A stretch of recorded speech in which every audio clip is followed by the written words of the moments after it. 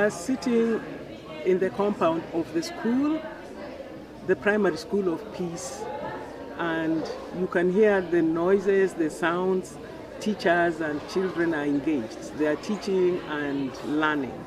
And then behind me is this important tree, which I have requested the community never to get rid of. Because on my first visit, this is where we sat.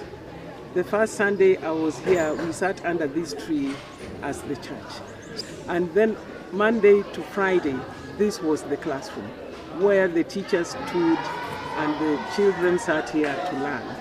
So this is such a historical tree for me that when we sat here and prayed that God would help us build a school here, it has happened, and I can see the results of, the school is getting completed. And here we are 8-9 years later sitting in a school compound. The women continued doing their businesses. They continued saving their money and selling their things that they make. The pastors continued to do what they do after the training, because the training took place in June. And so we sent them out for 3 months to go and work with their communities. Now we are preparing them this week for another training. And then we have the church leaders who are also graduating at the end of the year. And when they graduate, we already have a donor who has given us money to purchase goats, female goats for them, so that they are able to go back home with them. And because goats reproduce quickly, our hope is that the pastors will go out to teach, but leave something behind for their families. So that we are very, that gives me a lot of joy. My greatest joy is to see transformation right from the children. I see them grow physically, mentally, and emotionally. They seem to be holistic.